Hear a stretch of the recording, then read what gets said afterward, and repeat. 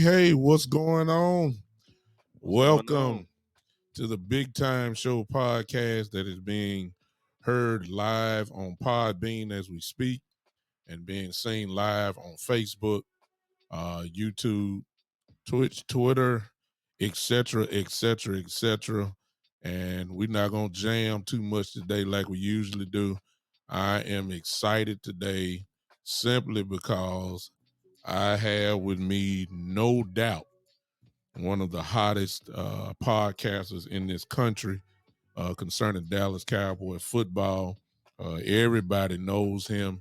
It is the one and only, my buddy, Boss Cowboy, is in the house with me, and I appreciate him. What's going on, Boss? What's going on? How you doing, Bishop? Man, we just here. Hey, what's up? What's up, everybody that's there? I ain't had a chance to speak to you guys. For those that are coming in, and I see some on Podbean as well, I hope that you would share the show with everyone. This is going to be different. I'll go ahead and tell some of you guys now that we are not here to talk about the Dallas Cowboys primarily. In the conversation today, it may just as well go to Dallas Cowboy type things, but we are here to talk about a very, very serious issue that I think that is worth highlighting. And I didn't want to go at it by myself. I wanted this great podcaster here to come on and hang with me, and I'm so glad that he agreed to do it. Last night, and I'm gonna give it over to Boss because I don't want to talk too much. But last night, I sat here and all last night. For those that follow Boss, you know that he went at this topic last night, and he held no punches. He went at it the way he was supposed to during the process. You know, when you stand up for something, usually there's some backlash, and he got a little bit of that last night. But I talked to him earlier today, and I wanted him to know that I appreciated him for what he did last night, and I was not going to let him stand alone. And so if I have to use my little small platform to help him out, so be it. And this type of topic may cause you to lose some people because it goes against the fabric of their thinking. But it does need to be talked about. Boss, I appreciate you, brother. I say it publicly for everybody to hear that. And I just wanted to continue the conversation on today. And notice I did say conversation for those that are popping in. Go ahead and say what you got. Just anything, boss. You know, you hot. Well, I would say first and foremost that this is about football, and this is about the Cowboys. I mean, I warned that it was going to be pressure for Jerry to speak on this. Yeah. And not even within 24 hours, obviously the question was going to come. So this is something we can avoid. So it's in our best interest to have this conversation and more than just talk. Because usually what happens is we fall for talks during these periods. Yeah. And then that's all it end up being is talks. Yeah. Because then when it get obvious, then that's when people start saying stuff like, okay, we listening. Yeah. But why wasn't you listening before? Yeah. First of all. But then second of all, forget all that we listening. What are the solutions? And we go talk about some solutions because that's what I want to definitely talk about after we talk about potentially the problems. But Gotcha. to me, this is definitely, absolutely a football issue, and it's a Dallas Cowboy issue. Like, just real quick, I got the quote up right here. Give me 1 second. Go ahead, boss. 1 second. You know how it is. We you know, I already these know. millennial. I call this the Millennial Falcon. See, people don't know how this go, No, no, right? no, no, no. Where we pulling up stuff real time and we go Uh-huh. talk about this stuff without thought. This is a true freestyle. But Uh-huh. Cowboy Jerry Jones responds to Brian Flores' lawsuit, acknowledges NFL can do better. This came out 3 hours ago. You Mm-hmm. know what I'm saying? So he's already, I told people this was gonna happen. So yeah, Mm-hmm. this is a football matter. I'm Exactly. gonna take a pause. I'm gonna take a pause. Go ahead, especially since Jerry, of course, being the spokesman, of course, for the owners of the NFL, you really can go ahead and say it. You knew he was going to say something because you knew that the media would pressure him into Right. saying something. So Jerry don't bow down from a moment, whether whether it's right or wrong. And he went there to put his foot in the sand to say what he said, and therefore it becomes now, since he has spoken, it does become a Dallas Cowboy issue. For those that do not know, we didn't address it earlier, but of course we're talking about Coach Brian Flores' situation, which everybody should know by now, is the talk of the sports world, in which he filed a class action lawsuit against the NFL and three other teams, stating about really unfair hiring practices in concerning African American coaches who are trying simply to get a job. Bottom line, that's what it's all about, and that's what we want to pick up on.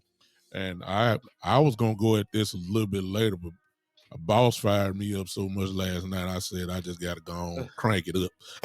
Right. You I stole was my feeling that. thunder. I was feeling that. Like it Yeah, was, cause see, it's moments in history to where it should, I ain't gonna say should, but it does to some of us. It puts like this is our moment type of deal. This is like, yeah, cause to also empathize with the people of the lighter hue, my white brothers. yeah, There are some of them that just have no idea. They just don't even know. yeah, See, people forget that a majority of this country is white. So there are literal pockets of this country where they very rarely even bump into us. yeah, So what they're hearing about this is mostly hearsay.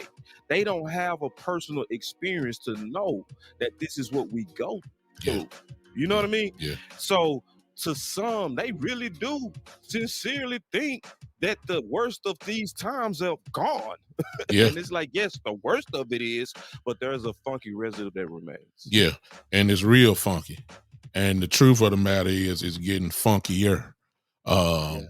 because It's reversing. it's reversing. Usually, um, the old stigma was that blacks couldn't be the quarterback, accused of being not smart enough.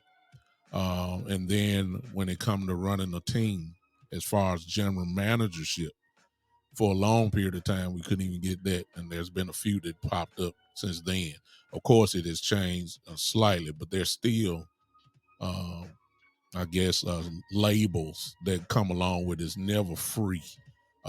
You the black quarterback, but you have to be an athlete. You can't read coverage. You can't, you got to be a pocket quarterback. You can't be, all this type of stuff. It's still there. It's just dressed up in different languages. Now, what to go on with, just kick it, because boss, I don't want to hold up too much of your time. But let's just talk about the foundation of the problem. And I guess for those, if you can't get this point, then what we're talking about is gonna go past you. And it's real simple to me. I deal in black and white. I don't deal in gray. Uh, what Brian Flores is going through was wrong. Let's just start right there. If you don't feel like that the situation is wrong, you're gonna have a problem with the rest of this conversation.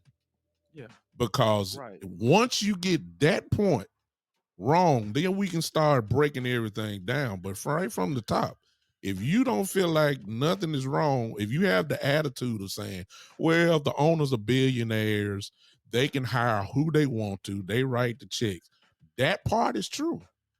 But in underneath that, there's a lot of other stuff that is wrong wrapped in there, such as the Rooney Rule, which is really camouflage.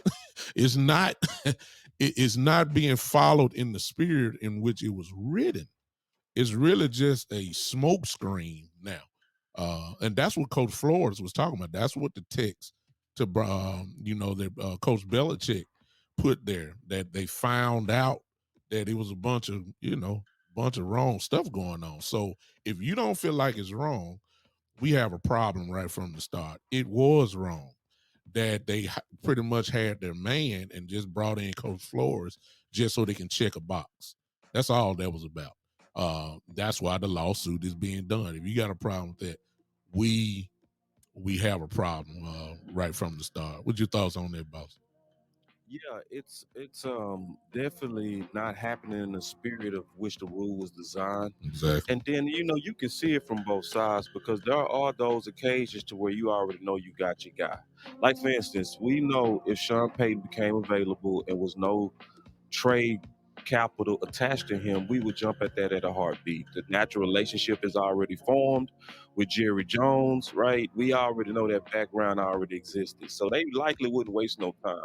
But when you have a Rooney rule in place and you have to comply to it, then you are gonna have some sham interviews. Yeah, But no see, question. then it then creates the catch-22 because you now trying to stay compliant, right? When Yeah, you already sincerely had your guy, yeah, now you got to go waste somebody's time because of this compliance, exactly. right? So, and now when you're wasting this person's time, that person is using their time towards a sham interview Yeah, when really they could be using their time towards a person that really want to date them sincerely. yeah, So the Rooney Rule itself is obviously not being followed in the spirit of it, but it doesn't cover for the blatant disrespect that also come from other NFL owners. exactly. Like the Texans is one of the chief um, I would just say it out loud, one of the worst organizations in the league. I think it should be pressure that their team should be taking Yeah, because they are so many times consistently on the wrong side of these racial issues to the point to where they're also disrespectful. no doubt. So it's a thing to not agree because sometimes people not going to agree. We already talked about this pockets of this country to where people never even bump into each other. So that type of environment go create different points of views. I get that. But then there's blatant disrespect. So the Texans have too many times moved into blatant disrespect in the public amongst major racial issues. Yes, So, yeah. Which can is I just say one more thing real quick? go ahead. Because it was to just add to your point that you were saying.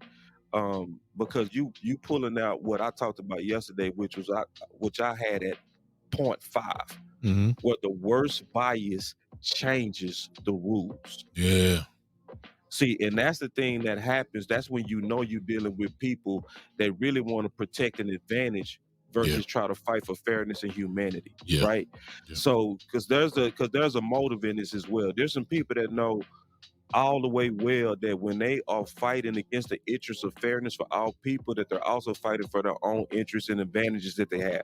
yeah, So that's why I don't fall for some of these hunky doky stories to where we have to over explain the obvious that it's wrong to be having sham interviews. yeah. No doubt We ain't about it. gotta over explain the obvious. They already know. Yeah. So, and I'm just frankly tired of giving people and having to talk to people like they elementary, where it's Hmm. obvious if the shoe was on the other foot, you will get it quickly. And Yeah. that's why I talked about the just real quick. I'm almost finished. You good. Just Just that's why I talked about the Confederate flag, like how people literally had a nerve to say in the public that that flag is about just Southern heritage, as if we was waving around an ISIS flag in this country, you would immediately understand Oh yeah. that that don't make sense, and you wouldn't feel safe, would you? Oh yeah. Even though if they just changed it to, hey man, we just this is our representation of Islam. Yeah. This is man, we just this is just means we love. Oh, you wouldn't care. Yeah. You wouldn't care and you would get it immediately. Yeah. But then you act all stupid. And when we say, hey, that flag represented murder to us, that flag, and it happened to us, and Yeah. it's happening to us. Oh, I gotta explain that. No, I ain't gotta explain that. No. So let's stop all the games. So Yeah. all the people that's playing the games, white people, black people, Asian people, Hispanic people, everybody that's on the side of good need to call out the people that's on the side of bad. Yeah. And to that note, there's always been a problem when people speak truth to power or a system that has been in place for God knows how long. And so what happens is, and Boss, as he talked about last night, as you just heard about the example or the analogy of the Confederate flag, Yeah. I was waiting on Boss to come with it, but I wish he would have had me on, because I had it right there, well, not the owner, or the leader of that particular time had put in the bylaws what the flag actually meant. And if you know anything about that, it was against black people. So that cannot be denied. That came out of the owner's mouth. And so there should really be no problem or situation where people, really understand that. But what happens is, when you have people to speak truth to power, as Coach Flores did. If you want to go back in history, this Black History Month, if you want to go back to Dr. King, if you want to go back to Malcolm, these people automatically become vilified, automatically, because they're speaking truth to power. Boss last night spoke truth to power last night. We're going to keep talking about it now. Number one, you can't be scared. That's the first thing. I know Boss well enough to know he's not scared. And if anybody know me, you already know what time it is with me. So what you got is, what you have right here is two people who just gonna go and just tell it like it is. And what it's going to do, no question about it, whether this is seen by replay or whatever, or a week from now or 2 weeks from now, you're gonna have some people who used to follow you who will not follow you now. Hey, Tullian on Podbean, thanks for popping in. You're gonna have people that are going to have a problem with what we're saying, because it's really not nothing derogatory. It's a discussion. People want us to stay in the status quo, and that affects all issues whenever you speak truth to power on that. Now, since Boss just said that, I talked to Boss a little earlier today. Here it is. The lawsuit has been filed. Coach Flores has made a press tour. As most of you have seen interviews of all that. The owners now are speaking. Stephen Ross, the owner of the Dolphins, is speaking. You just heard Jerry Jones a few hours ago. He had something to say. The Giants guys are talking and all that. Here's the question. Now, since all that's been done, where do we go from here? Because see, that's the issue. When we start talking about this, see, we got to do more than just march. See what I'm saying? Which is what black people per se. This is Black history. There comes an issue, we march about it, we get awareness for it, and then it just drifts into the sunset. That's the way it is. We sing "We Shall Overcome," we sing "Kumbaya," we do all that kind of stuff, and then it just fades into the sunset. This issue here needs to continue. The conversation needs to continue. The and check it out. Here's I already got a problem with it already. I already do, and I'm gonna get to this in a second. But trust me, I'm gonna get a little loose here in a second. I can feel it. Thank you, Joe from Italy, man. Appreciate you popping in. Uh, Here's my problem.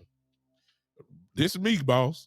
Now, if you don't agree, you know how me and you talk. We just say you don't agree. We just flowing. It's a class action lawsuit, which means there's an opportunity for others to join into the fight. I only seen one person step up and say something. I don't know if his name is on the lawsuit, but I heard what he said because he took Cody, and I'm talking about Hugh Jackson, who has made his little small press tour, who's the head coach of Grambling now, a HBCU school.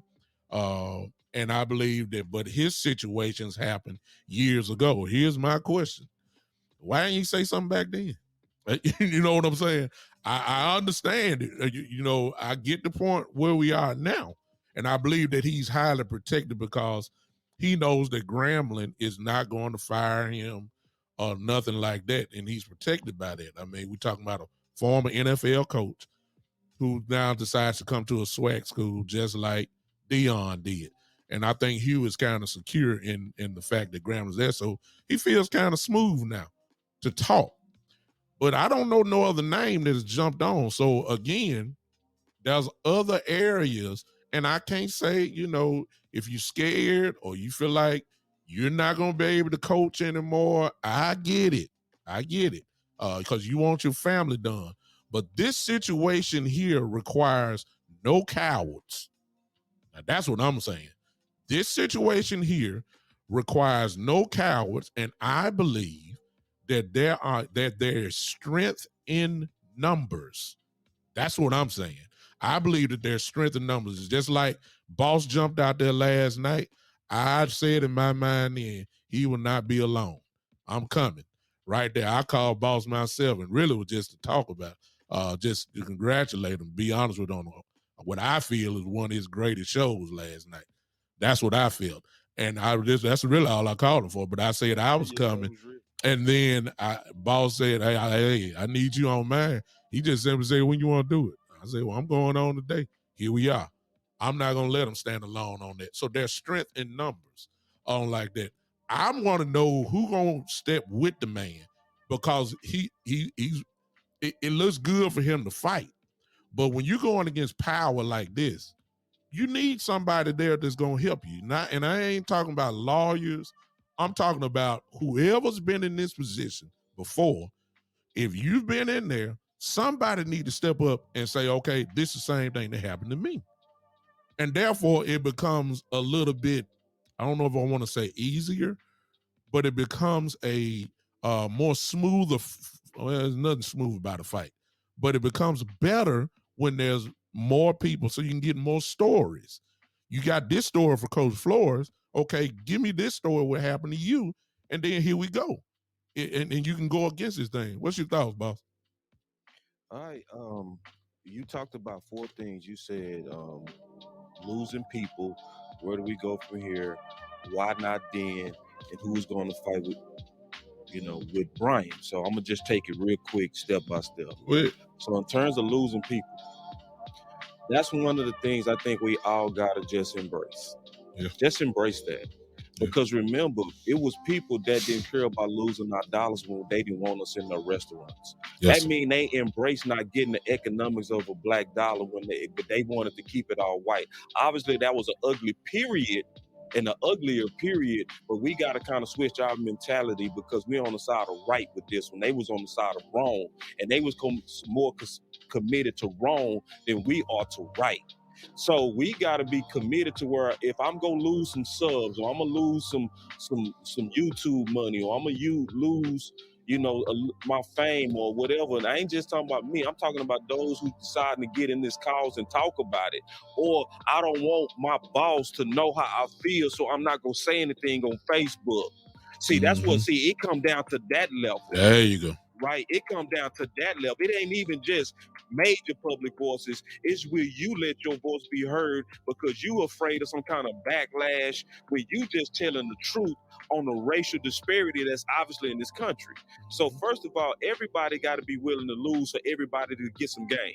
Yeah. That's why when we all did the bus boycott, we all took a loss because they was going to keep us in the back of the bus until we made them lose. Mm-hmm. True. And so when we made them lose, yes, we had to walk. Yes, we had to carpool. Yes, we had to plan to get up early and get kids and do all this type of stuff ready. They was going through the same stuff then that we go through now. They did it though. Mm-hmm. So we got to be willing to lose. That's one. Number two, where do we go from here? Well, that's I might need to do that one last. Um, let me do three. Why you didn't say nothing then? Well, like I think some of this stuff is the Game of Thrones. When you dealing in the Game of Thrones, right, and you got this cush multi-million-dollar job, and you said at the highest levels you was the person of the city. You also know that when you come out in this fight, that you pretty much saying, "Hey, that's likely gone." You know what I mean? So there's a lot of us that gotta really weigh our personal ambition with the right things to do for our future kids and society. And we Mm-hmm. got to come up with that individually, just like me and you did. Yeah. I could not sit back and watch Brian Flores go through that, No. knowing that I got my own experiences where I've been through that numerous times, Mm-hmm. and then say I'm not gonna aid with whatever I got. And Mm-hmm. that's why when I shot the pistol, then you got the shotgun, and you say, "Here I come, boss. Let's go." Yeah. You know what I mean? And it's why not then? I think it was because some people do weigh their personal ambitions against the consequences of coming out with this. Yeah. You know? Yeah. Number four, who's gonna get in the fight?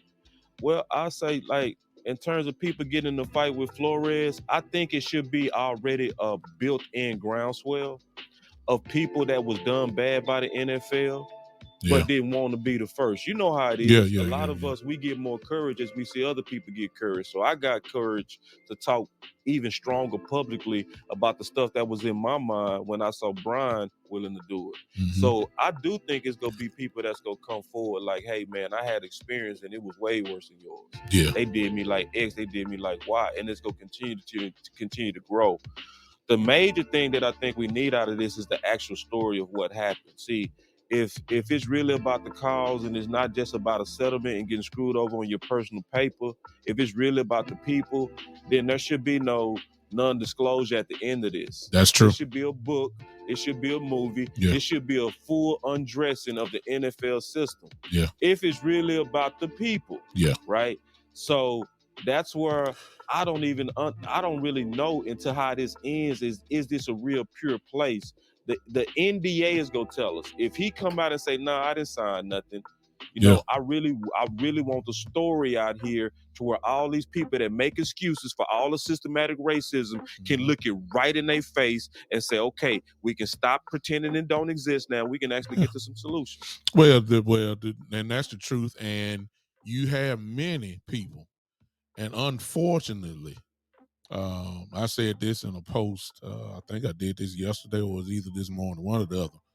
That you have people, boss, that, and I'm even including black people, who say that systematic racism does not exist anymore, and that's the lie that had to be killed right from the front part, from the first. I understand, and it really offends me, to be honest with you, when I hear other black people say that systematic racism does not exist.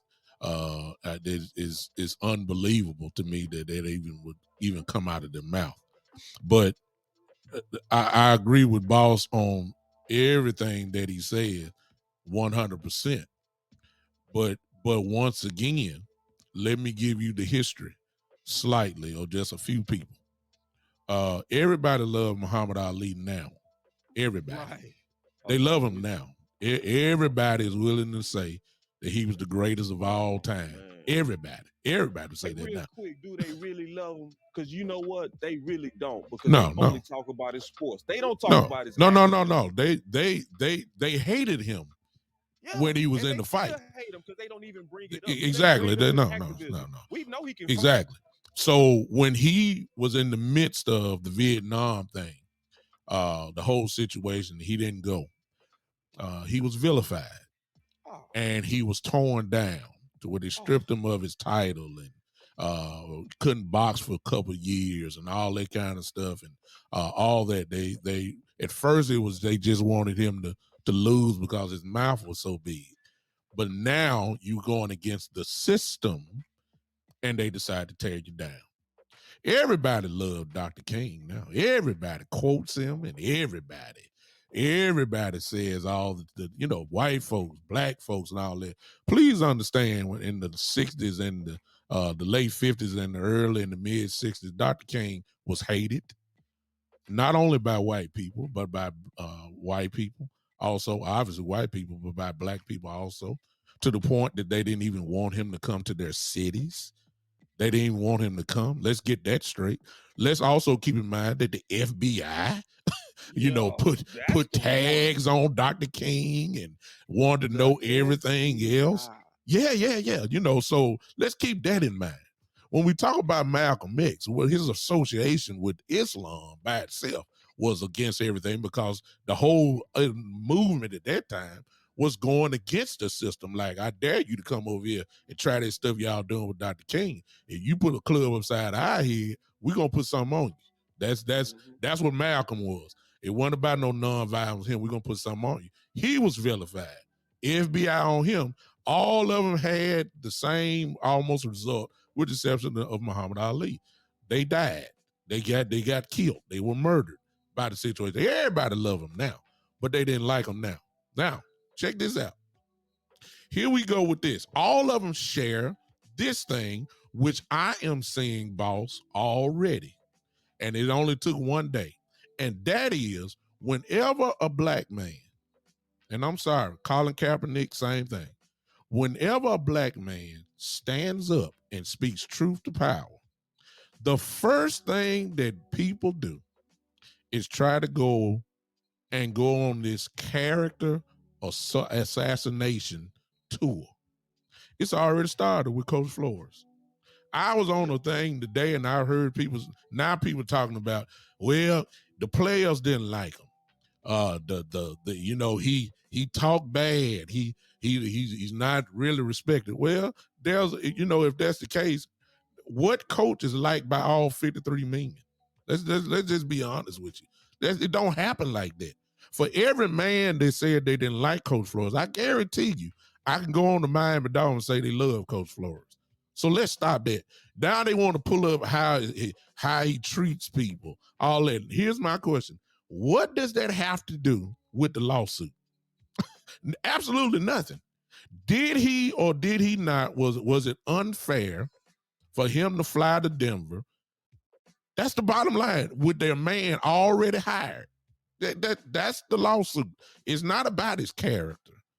It's not about his what he did in 1997, 1998. Everybody's searching now to try to prove. When George Floyd died, they weren't worried about the DNA. They want to say he smoked dope. You know what I'm saying? They want to say he did all this and he was high and all that. You want to dismiss the point by using character association. I mean, not association, character assassination, to try to balance out everything that's going on, which is totally ridiculous. And it's out of the same playbook. And unfortunately, some of this stuff has worked. That's the problem I'm having with the thing. So Coach Flores is really again, to my first point, I'm black and white on this thing. Was he unfairly treated? If the answer is obviously unequivocally yes, he was treated unfairly. That's the starting point. All this other stuff that people are bringing up is totally ridiculous, and they shouldn't get away with it. Ain't nobody perfect other than Jesus. I don't mean to preach, but it is what it is. I'm tired of the same playbook. They tore down Kaepernick the same way because he spoke truth to power. The next thing they want to say what he said and what he done. And I mean, come on, man. It's getting totally ridiculous. Go ahead, boss, because I'm feeling something right now. Yeah. No, I feel you. On the systematic racism, for those who deny it, especially when you see people of your same race denied, I gotta also try to speak to this from a measured place. There are You ain't get no Kool-Aid with that, bitch.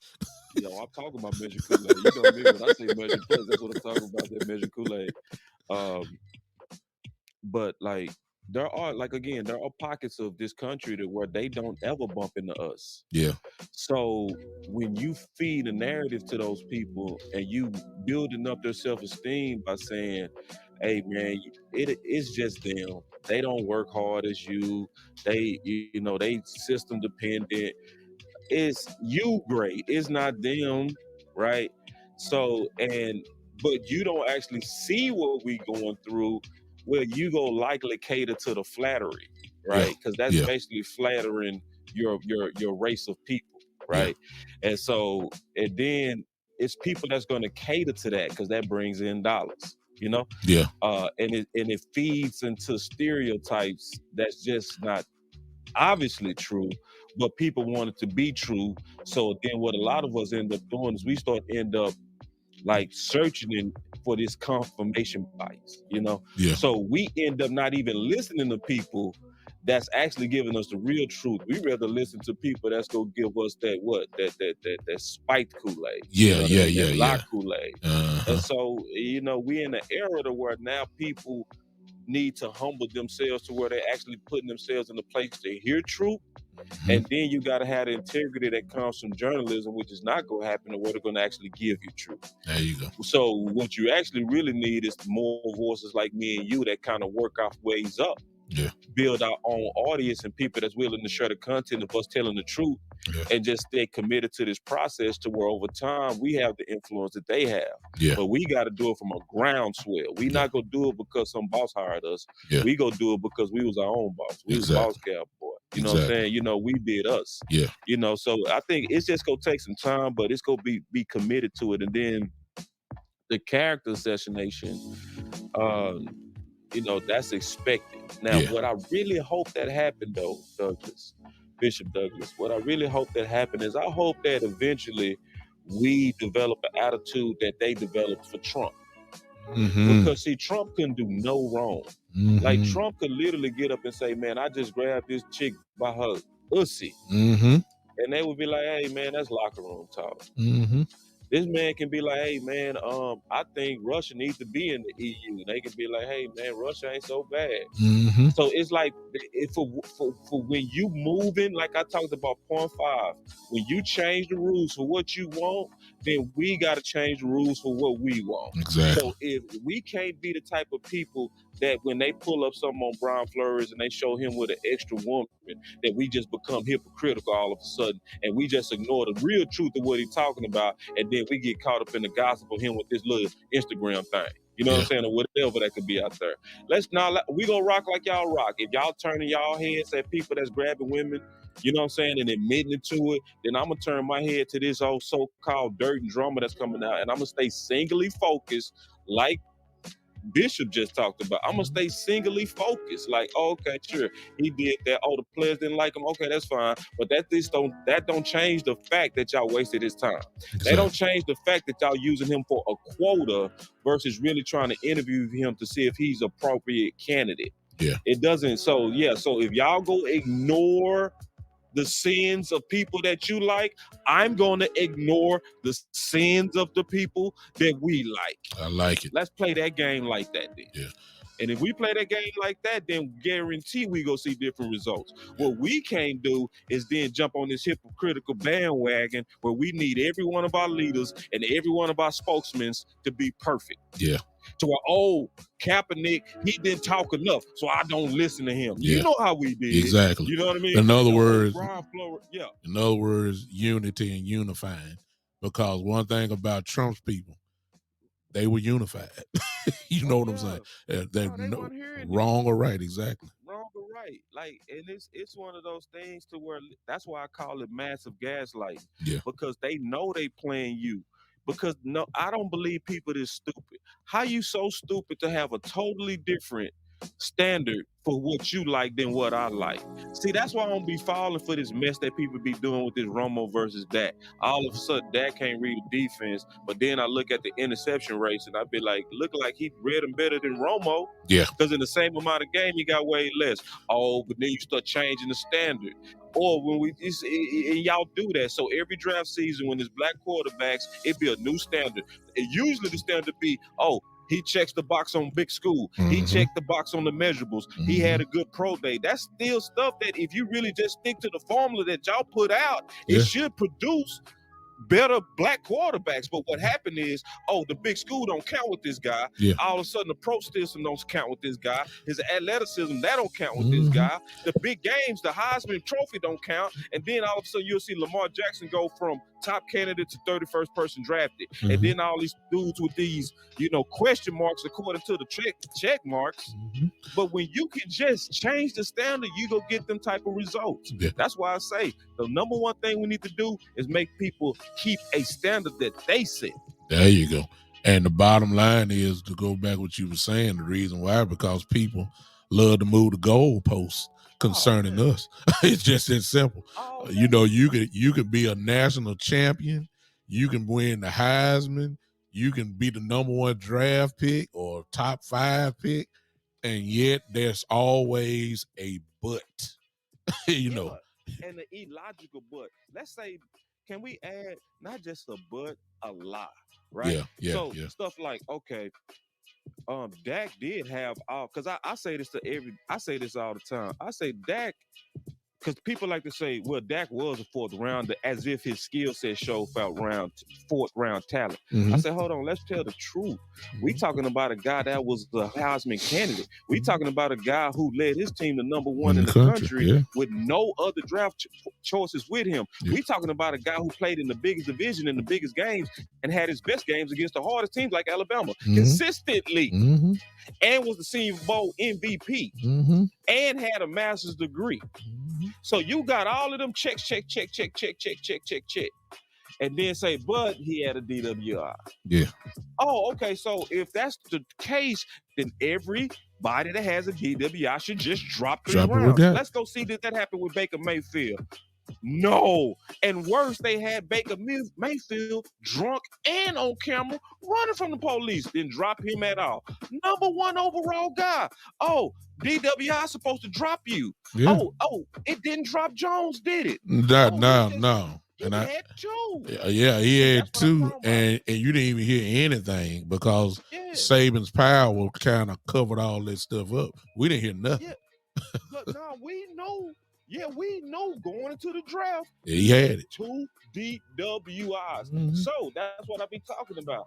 The worst bias changes the rules. Yeah. So when it's a confirmation of what you want, then you got this standard. When you finna go against somebody that you don't want, then you go put up this whole new standard.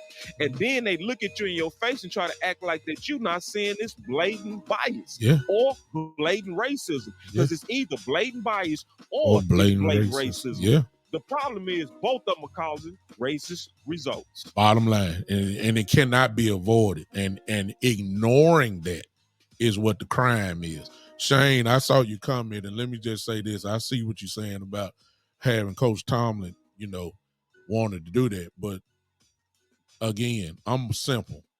When you have a bunch of billionaires who are at the age of 70 plus years old, there's a mentality that is kind of associated with those type guys, and I guess you make it say I'm kind of accusing guys to be like that, but the record kind of speaks for itself.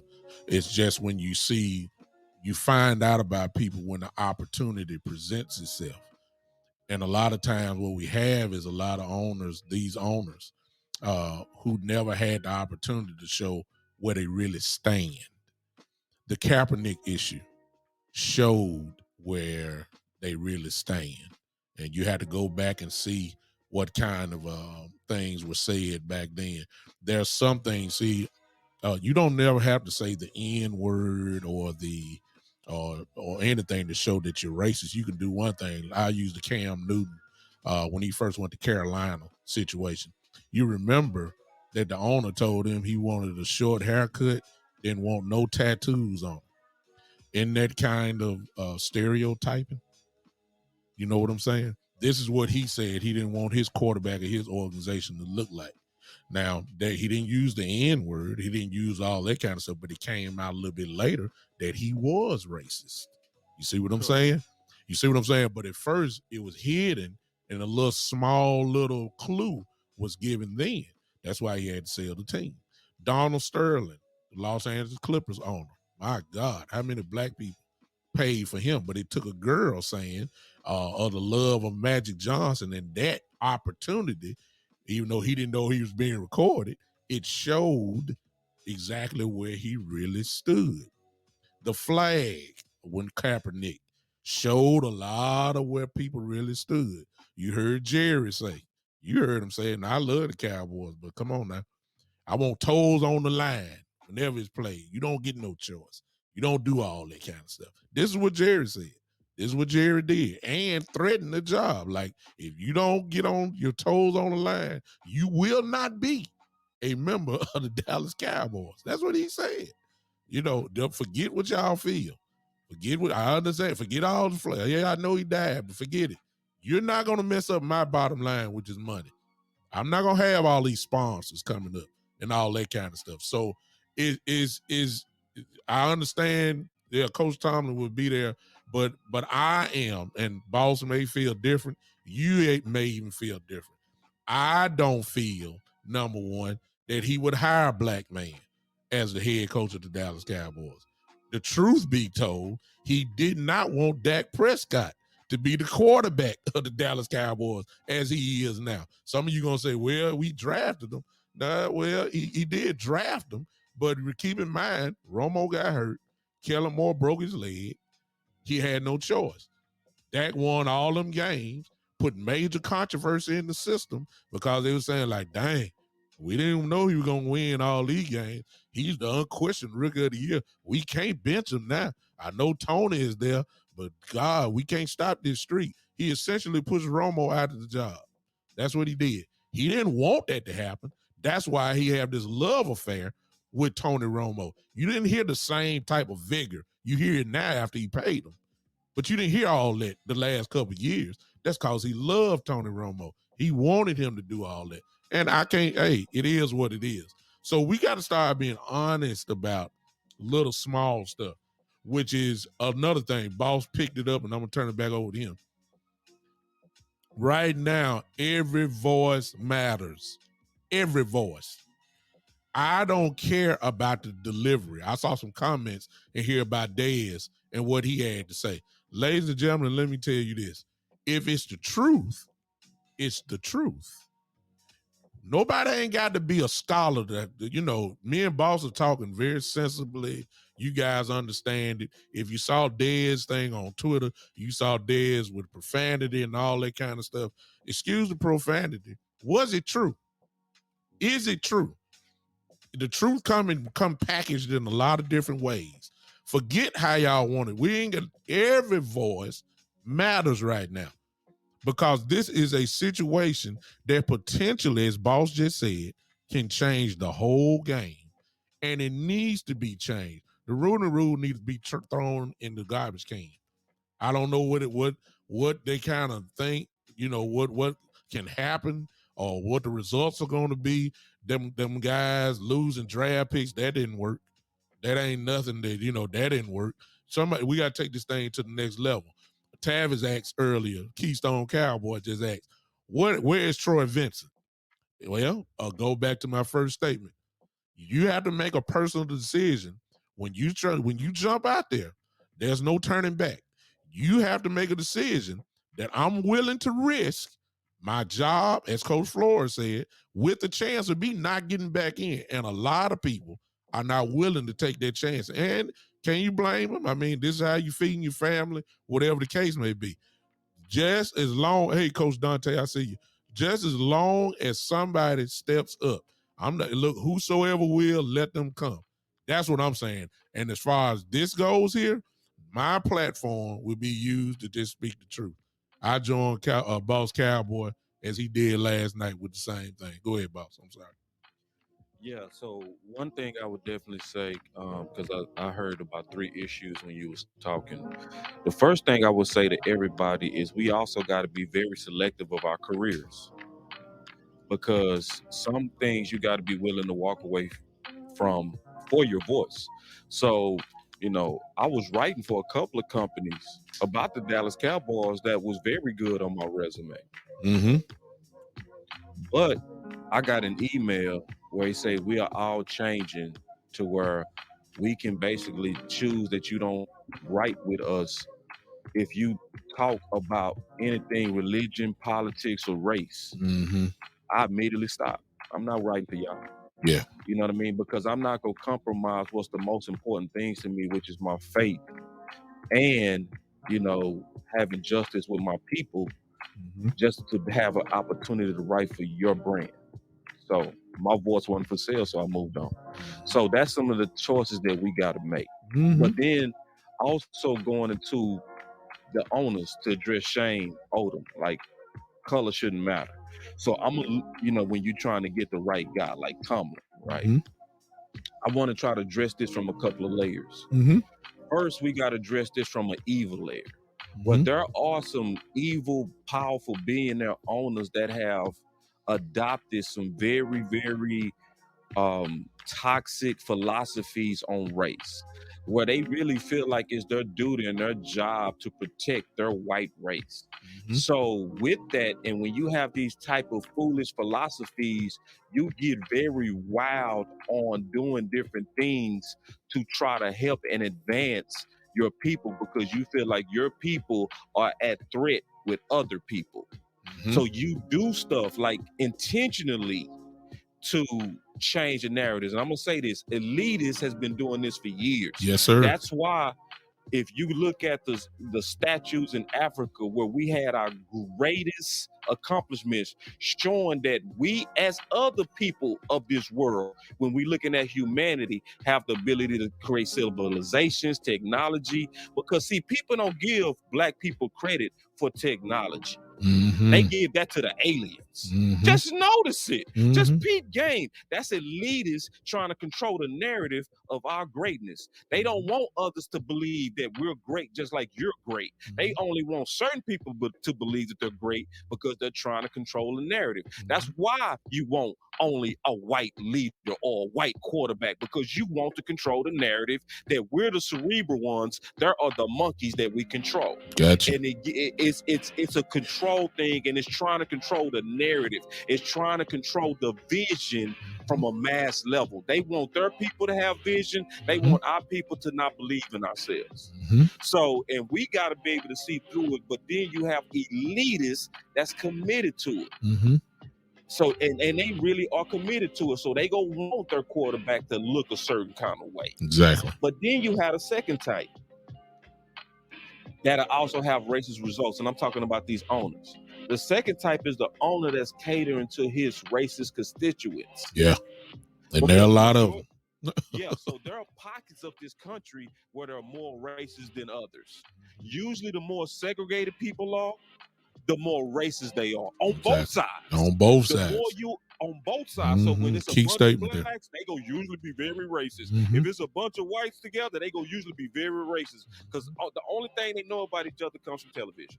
Mhm. So with me, when I went to the University of Houston, I was around so many different types of people. I was like, oh man, I just learned on my own that hey, people are people. But I had to experience it. But when your constituents see the world different, you're as an owner trying to fill seats, you're gonna cater to them with the faces that you put in place. Exactly. So that don't necessarily mean that the owner himself is racist. That means that he's an evil capitalist. That's what that means. That he's gonna do what's best for his bottom line, even though it's at the sake of humanity.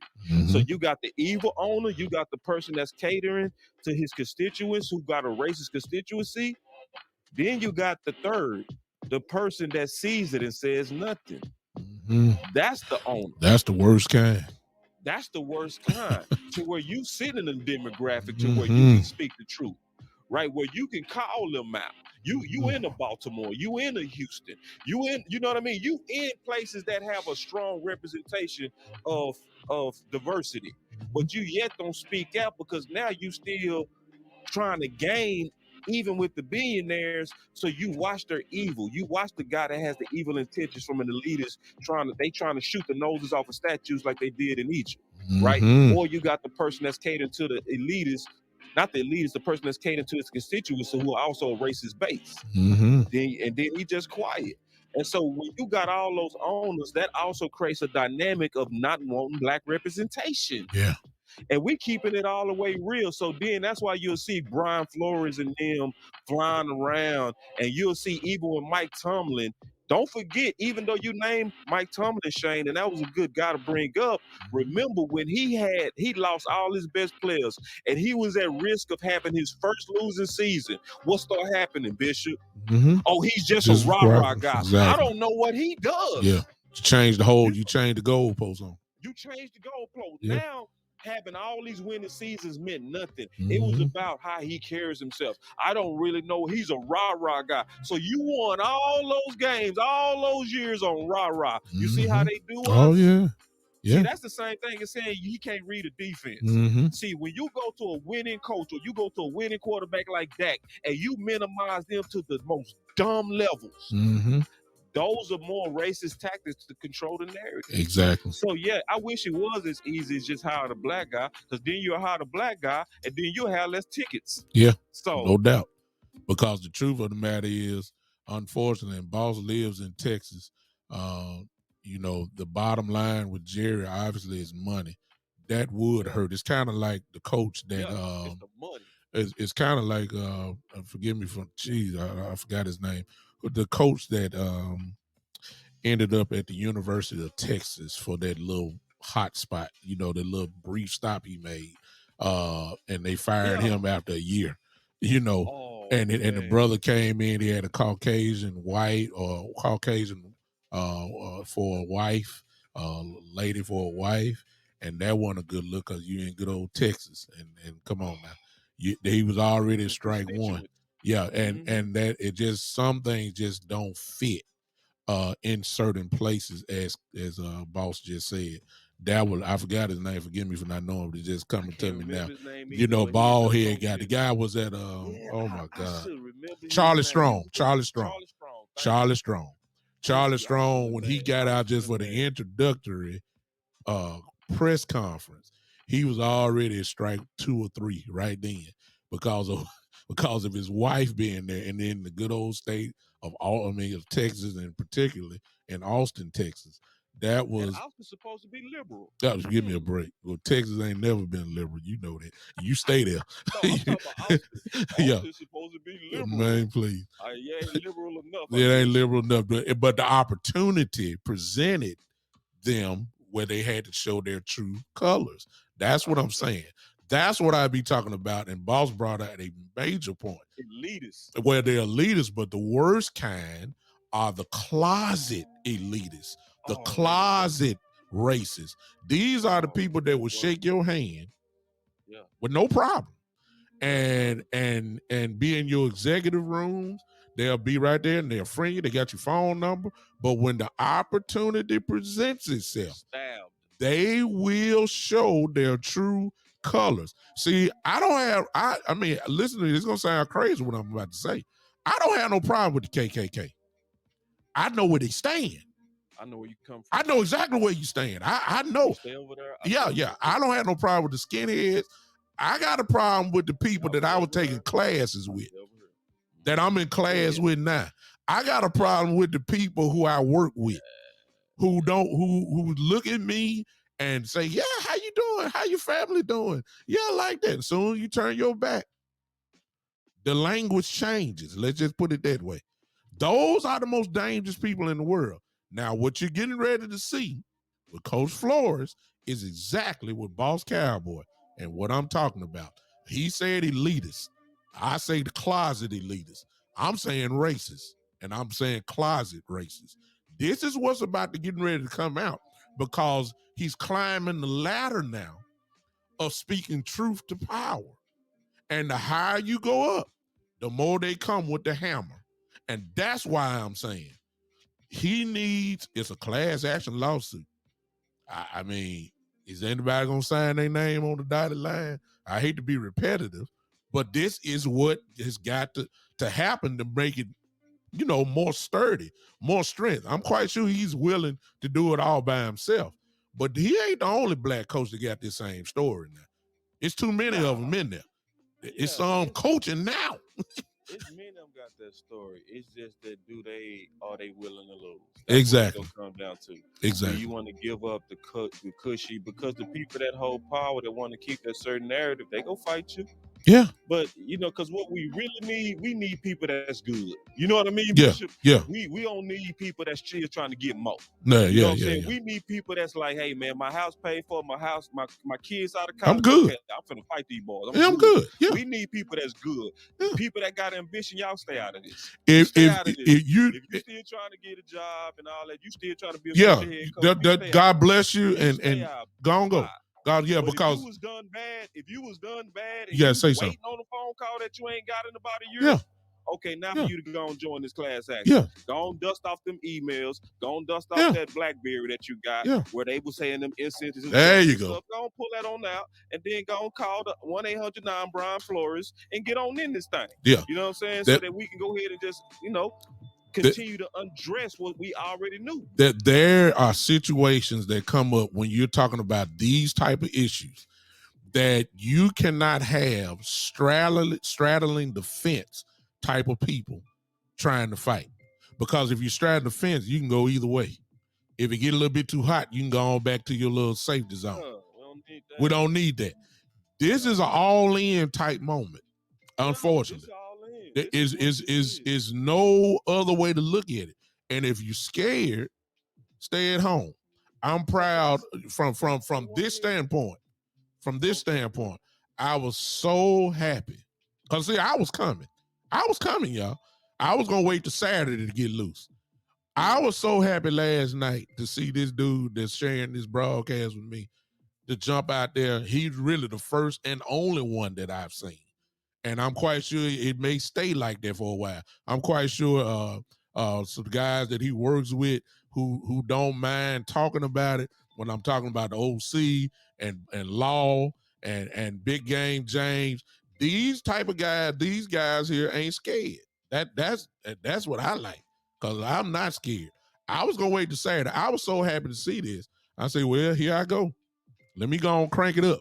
I was glad to see Boss come out and go ahead and say it because what he's saying is not far fetched, is not opinionated. You may, his delivery may have some little glimpses of opinion in it, but let's be truthful about it. What I've said today, what Boss said last night, and for those that do not know, have not watched it, go pull them up because I think everybody in here follows Boss Cowboy. If you follow him, go pull up the show from last night and tell me, was it facts or was it opinion? I'm telling you, those are facts. It's just that nobody don't want to talk about it. Right. We're talking about it. Yeah, The discussion have to be said. So here's what it is. The man was done wrong. That's the bottom line. I'm a doctoral student right now, in school right now. That is my thesis statement. The man was done wrong. Now, anything else other than that, that's facts. That's not opinion. I don't care about where they can hire who they want to hire. That ain't what we're talking about. Even though what you say it may be factual, they can hire who they want. But the man was done wrong, and it is obvious that he's done wrong. And what he's saying is, I don't care anything. I want to coach, but it's bigger than me now. That's what he's saying.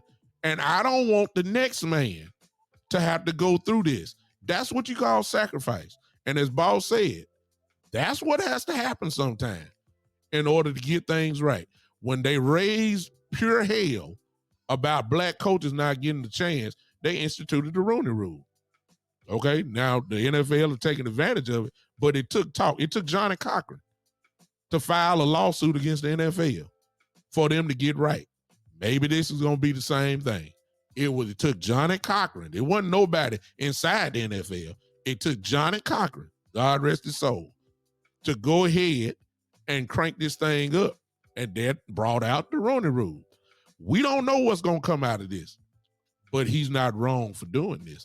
As I've seen some people say, it is what it is. If it's wrong, you're supposed to say something about it.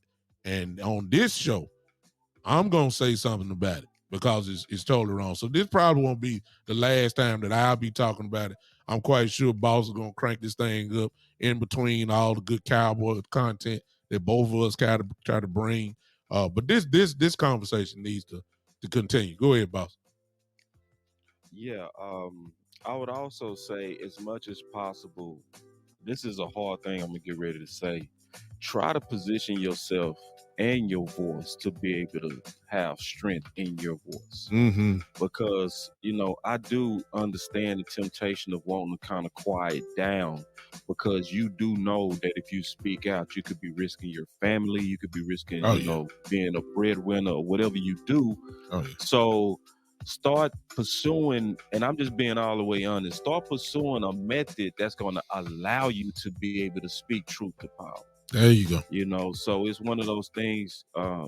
Bishop and I, we built ourselves and are building ourselves to be able to continue to have an independent voice. Mm-hmm. That's the whole thing about Boss Cowboys. Boss Cowboys is on boss. So Mm-hmm. I don't have to go to a producer. I don't gotta go ask permission to talk about this subject, man. I just basically make a thumbnail, put my thoughts together on the notes, put it in presentation form, and hit stream. Mm-hmm. So Bishop and I talked today, and it was like, hey man, this is dear to my heart. He ain't have to ask nobody.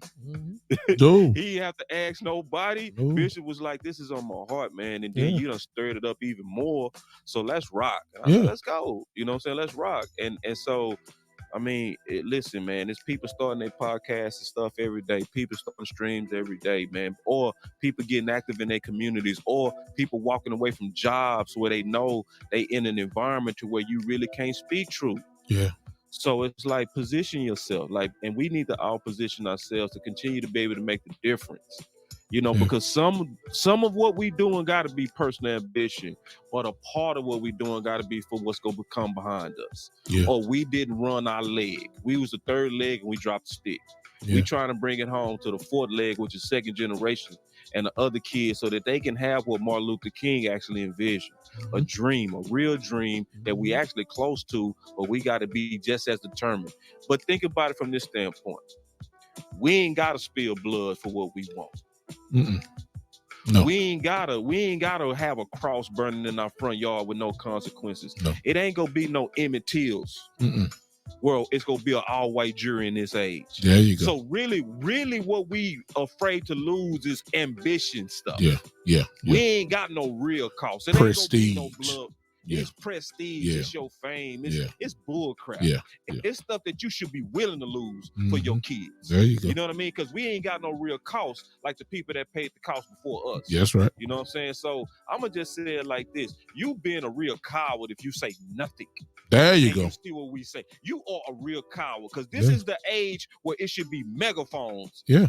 And I'm going to say this, and I promise you I'm done. You good, bro. I don't know how in the world we falling for this political correctness of don't bring up race. Like, how in the world did they just unjug our balls like that? I just don't get that. Like, how can somebody literally look at the state of where we are in this country and literally tell you that, hey, it bothers me when you have this conversation? Well, would it bother you if you had a town flat? Would you not talk about it? No. You will immediately get on the phone and you'll start talking about, hey, Mr. Tow Truck, I got a flat. You will be talking. Why? Because it's a problem. But we see a problem in this country, but we not going to talk about it, and we can't talk about it. No, you're not jugging my nuts. Yeah.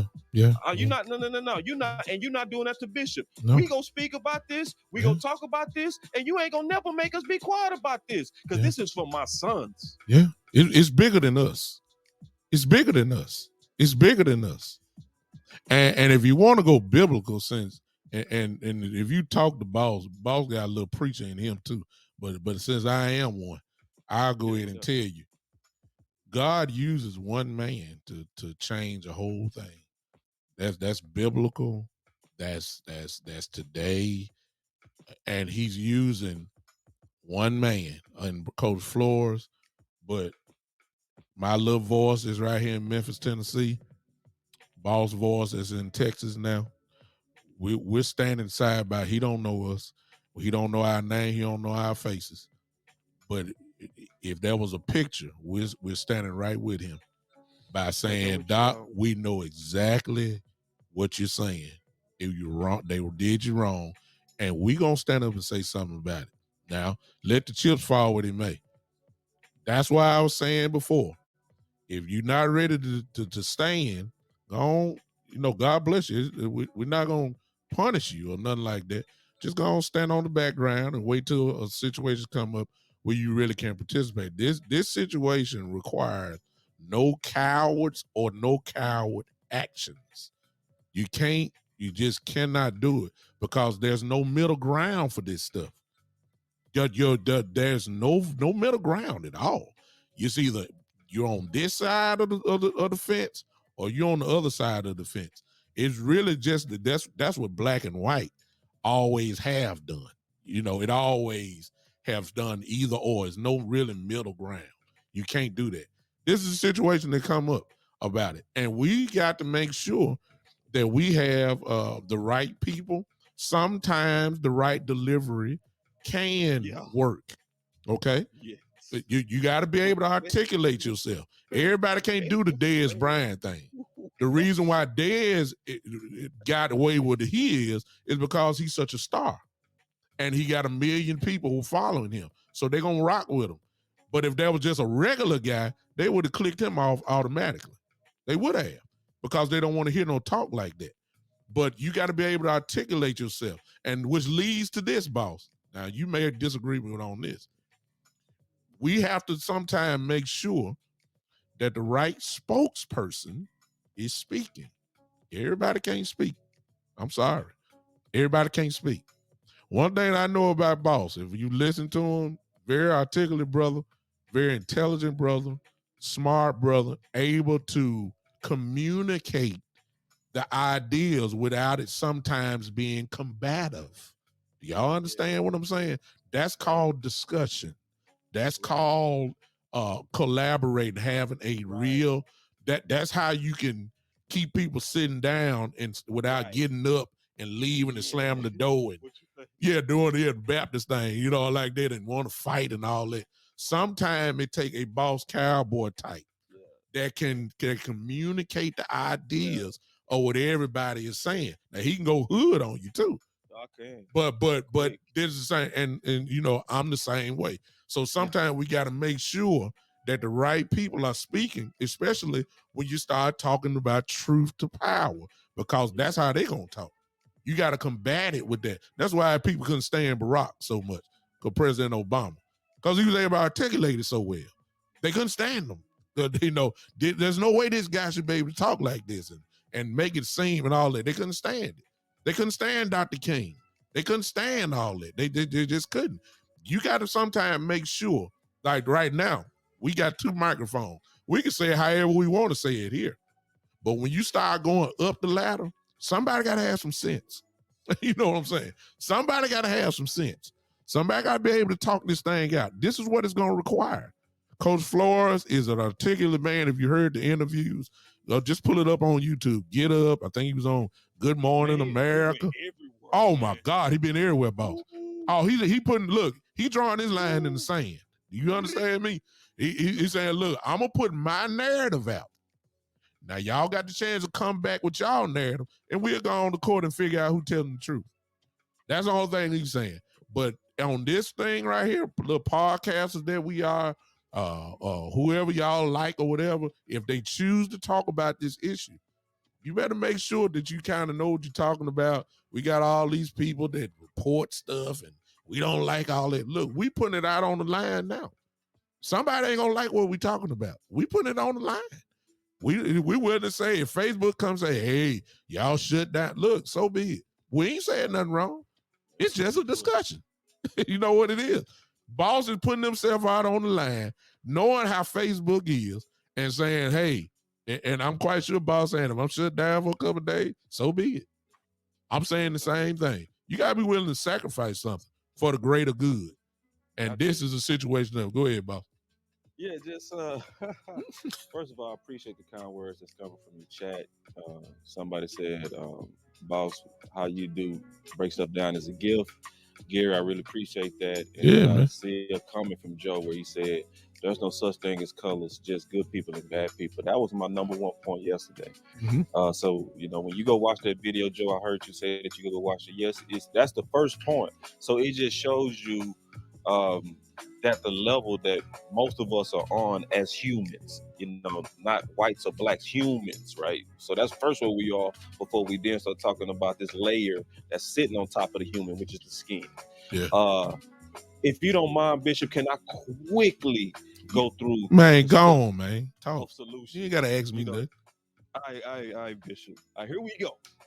So this is important to me because I believe this, that you don't come in complaining without having solutions, right? Mhm. So these are the solutions. Number one, ignore the social norms to avoid race topics. Don't abide by that. Go the opposite of that.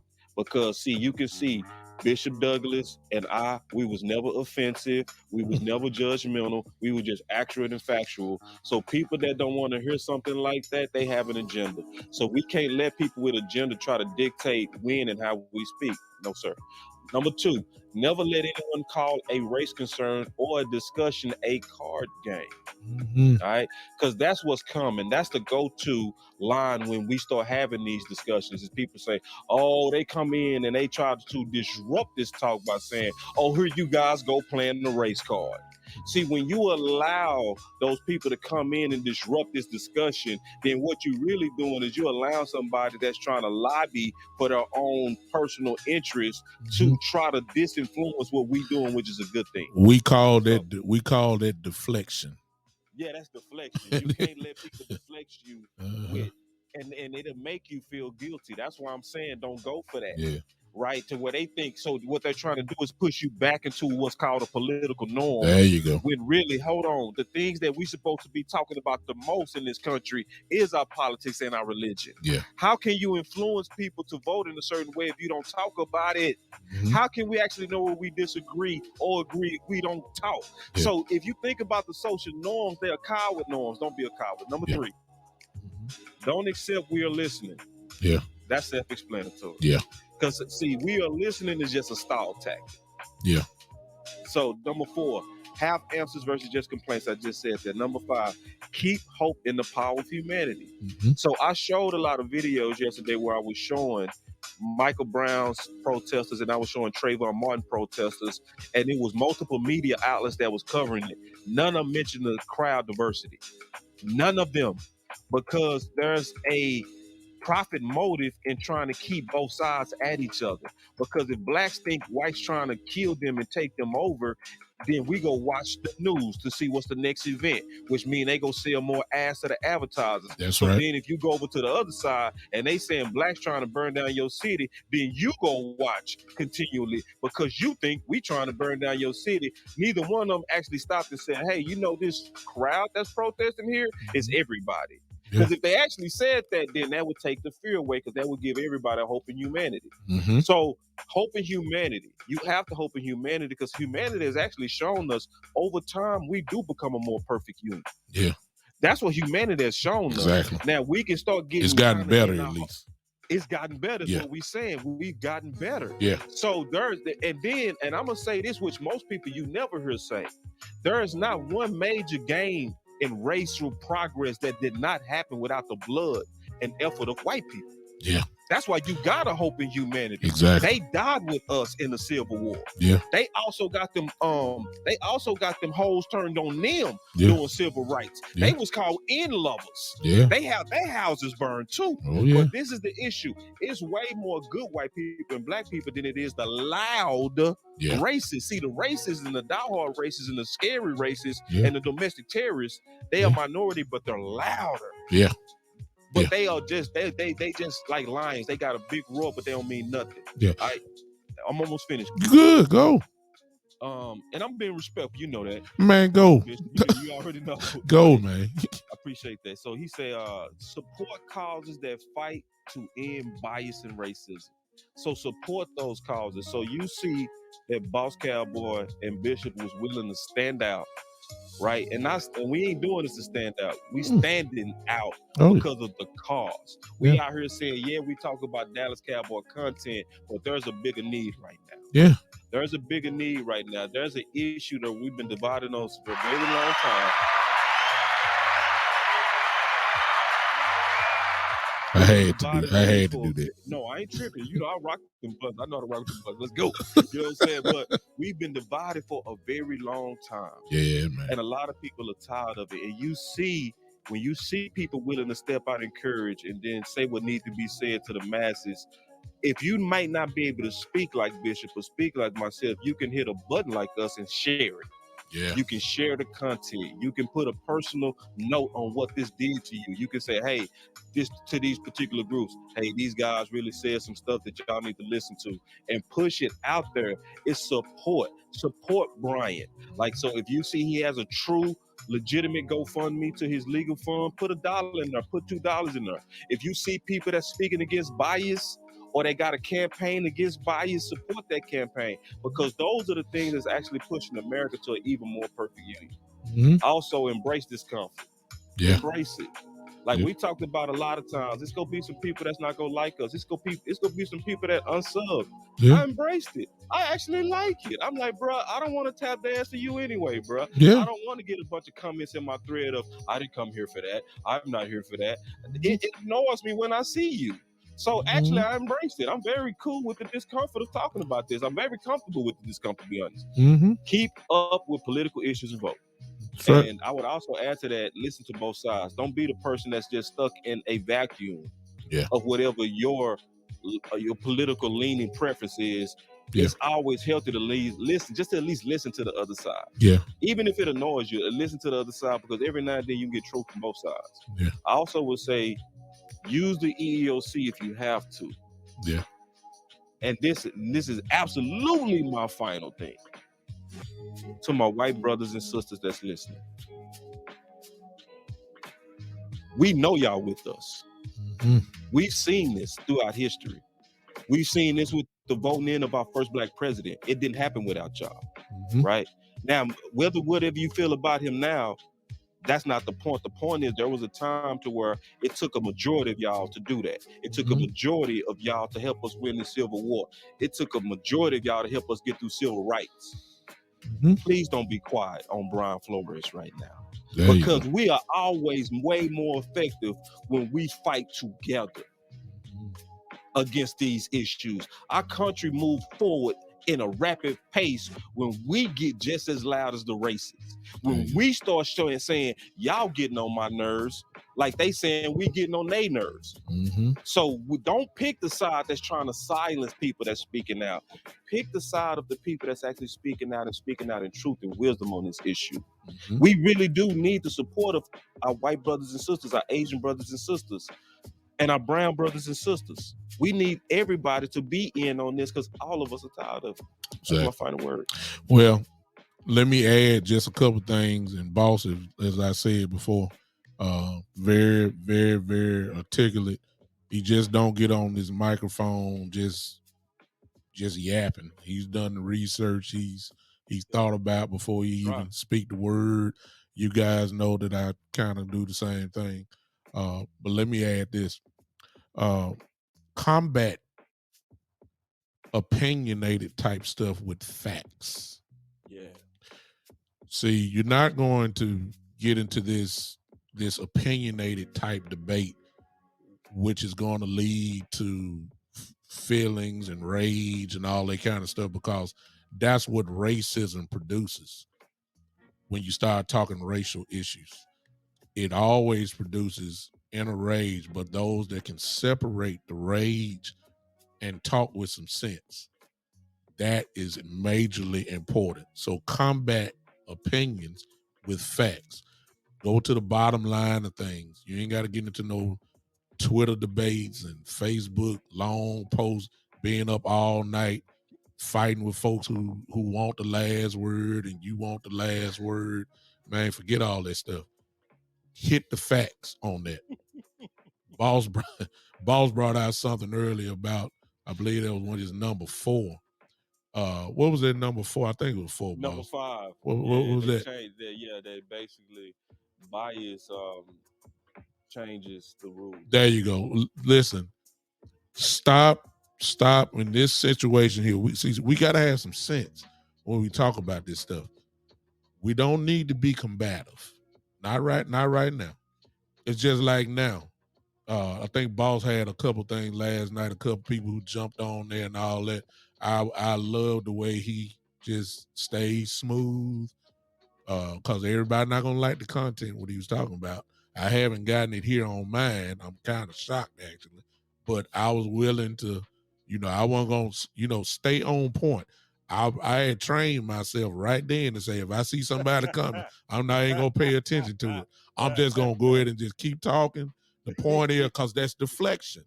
Don't be easily deflected. If you gotta block them, and watch this, I said I'm not gonna block them. I'm not. I'm not gonna block them because they need to hear it. I'm glad they popped in.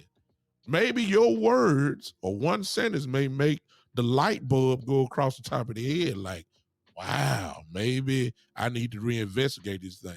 Because check this out. Here's the truth of the matter. There have been some people that have across the world over time that have been 100% flat out racist and then have learned the error of their ways, and now they're not. Because one element that cannot be debated, God can change anybody's heart. It can happen. And we have to keep that in mind. So I was prepared not to block nobody. I was just gonna let them fly. Just go ahead. And if you get too ignorant, then we'll think about it. But I wanted everybody to have the chance to hear that. And we're about to close out, but I couldn't have thought of a better person, especially oh yeah. His Shane just said, well, just wait till you start talking about the Commanders. Wow, what a nickname. Talking about Washington. Man, me and Boss would probably stay here another 2 hours talking about that mess. But we ain't gonna do that. That's totally ridiculous. But anyway, I couldn't have thought of a better person. Who you see it, Boss.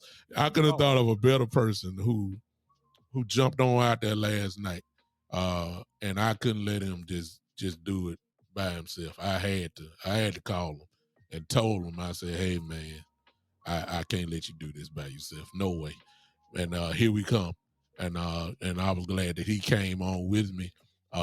There's strength in numbers, y'all. That's what Boss was saying just a few minutes ago. There's strength in numbers.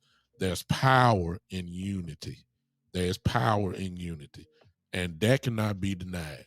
So what we're having now is people who are lining up with Coach Flores in whatever fashion. Look, you can help.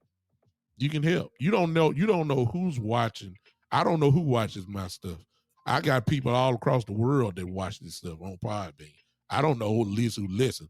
I don't know when I put it out. I don't know who sees it before. I got an inbox from Quincy Carter the other day say, man, keep telling the truth. And I'm like, dang, I know you weren't on live with me, but evidently you stopped and watched it. So you just never know who's watching. So your voice does matter. So this is what I'm saying to you. Look, if you don't, I'm not telling you how to regulate your Facebooks and your Twitters or whatever. But if you feel strong about this situation, go and put out your post. We need every voice. We need every voice. We can't let this man, if you feel this way now, we can't let this man fight alone. He needs some ground floor type people that is fighting from the back end. He going to the, he don't tell him where this thing gonna end up as far as in court, but he needs the groundswell of people that believe in what he's saying, both white and black, to simply say this man was done wrong. Bottom line. And you can elaborate from that point. But don't be combative and always have your facts together in this situation, because that's what's going to kill opinionated type stuff, deflections, etc., etc. You got to know what you're saying, and you got to know how to say it, and just go ahead and go, hey, Saturday Night Smoke, man, you got to go back, man, and listen to this on Podbean, and check it out. I got one of the best in the game without a doubt. I'm privileged, actually. I feel pretty good. I got the best, one of the best bloggers in this country to come on to the show, and I appreciate him so much for just staying with me this amount of time, and just talking real stuff. We're gonna get back to the Cowboys, y'all. It's coming. Yeah, we can do that. Boss probably be ready This tonight. is the This Cowboys. is the Cowboys. I'm gonna stop It saying it, really boss. is. Thank you for the correction. Yeah, I'm gonna stop saying it yeah. because This is not allowed. yeah, yeah, yeah, Jerry yeah. addressed it this morning. Yeah. We ain't got no choice. And I'm We quite ain't got sure no it won't choice. be the last question No, that it's gonna be Jerry ongoing. and So Steven as gonna get new asked people get something. added to the case, Yeah. Steven as gonna Mike get gonna asked get in their stuff. Yeah, face. yeah. Yeah, Yeah, this is a Dez done cowboy talk, issue. so that's Cowboys. Yeah, this is a cowboy issue because we represent the league. There you So go. everybody go wait on Jerry to kind Say of something. Yeah, put yeah. yeah, So it's listen, we riding with this. yeah. So if for It's gonna people that happen. want to avoid race, you might as well turn off your TV for the next Might as year. well. God for however long. As more This gonna news be pop out, we coming. It's and just that's that the good simple. thing about this for all these hypocrites that like to say, "Oh yeah, I don't want to talk about race." We gonna really see Yeah, because race is gonna be in your it's face gonna be this there year. with education, Oh yeah. not We no get I get opinionated and yeah. all. We coming strong. And And see, go can I ahead, just boss. say one last thing? Go ahead. This is the thing I would say. I don't want people to waste their time. So, like, I did figure out a way to not waste my time. That's what point five is about. So, Mm-hmm. if you are having a discussion with somebody on whatever medium that you use on social media, right? And you see that it's disingenuous. So, like for instance, I'm gonna give you a perfect example. So you having a conversation about Kaepernick, and then they say, "Hey, man, I just don't like the fact that he disrespecting the flag." Mm-hmm. And then you say, "Okay, well, hopefully you didn't know that Nate Soldier, Yeah. as a person, who gave him the idea, he was a white guy that's a White guy. military Yeah. guy. You know what I mean? That actually told him kneeling was a sign of respect, and it Mm-hmm. would be taken better." Yeah. Now, if they respond with some other excuse, Yeah. just cease the conversation Well, because that person then has an agenda. yeah. Because you just brought them facts. Yeah. When you bring That's the them facts, and facts. then now if they respond like this, oh, I didn't know that. There you Where go. can Now I you can look at talk. something like that? Yeah. See, now you're having a racial discussion Yeah. that's bringing people together. Yeah. The other person is just either biased or they're diehard Yeah. racist. Either one, Yeah. you can't convince them at that moment. Just move Just on. move Because on. if facts can't do it, go to somebody else There that's you going go. to actually be open to facts. There you And go. you won't waste your time. That's why I use fire. Because Mm-hmm. once I throw out facts, I'm really just trying to test. I'm throwing like a punch, Yeah. like a feint, See trying to where see you at. what you can do with it. Let's see Like, where oh, you at. okay, Yeah. let me see where you at. Oh, Uh-huh. okay. So you on that bull crap. There you go. And I've been hitting that block button. I ain't gonna even lie. Because Uh-huh. once I see too much of a pattern, Oh yeah, you gotta once get I rid of see them too then. much of a pattern of you just in here to try to just bring division, you just in here trying to clout trace, And you deflect. are And deflect. you a deflect, you're racist, and you trying to Uh-huh. measure your meat with my meat, and you Yeah. because it make you feel smarter when you trying to one up a black. Once I get a sense of any kind of weirdo stuff going Yeah. on, You gotta go. block. Yeah. I go right into Matumbo. Yeah. Nah, cause see, it's one of those things that we need people that's actually serious in this fight. You know Yeah. what I mean? And I don't want no, like you said, I don't know wishy-washy fighters. No. Because they'll turn it back on you. That's what happened with Dr. King. Right here in this city when he died, the preachers didn't want him to come because we don't need you coming down here stirring up the city. That's what actually was said. They didn't want him to come. Then they the first ones when he died want to stand side by side in Are you teeth. serious? Yeah, I didn't man. even know that. Man, you better do your research. I'm right Cause here in Memphis. that's you in Georgia. I wouldn't know that. Doc, I'm right here in That's Memphis. local. Oh, that's Memphis. Oh, it happened in Memphis. He died in Memphis now. I ain't talking about what happened in Georgia. Georgia. You talking Okay, about when he Memphis. got arrested there. They didn't speak up then either.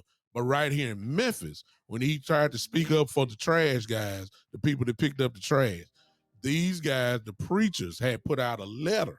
Keep in mind who the mayor was. The mayor didn't want him here. He was racist. Dr. King was here. The preachers, the black preachers said, Doc, don't come down here. We don't need you stirring them no trouble. And then when he died, them same ones want to make sure their face is on the camera and in the newspaper, so they can get pictures of him and showing all the sympathy. Everybody love you when you die for some reason. Good Lord of mercy. I mean, everybody love you when you die, or your character, or the microphone is muted. You ain't necessarily got to die. Everybody love when your microphone becomes muted. That's what the problem is. But this microphone here that you see me on now, and then microphone over there, that man over there have in Boss Cowboy.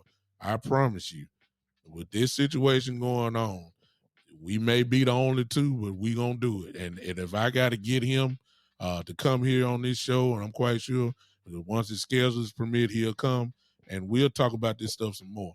I'm privileged, boss. Anything else before I let you go, man? I appreciate you hanging with me. Share the show. Okay, share the show. Everybody really truly get your share on. Commit to at least 4 groups you go share this to. Yes. Because I always say this before we get out, and I sincerely mean this. You always want to share this content if you're really trying to make your voice matter.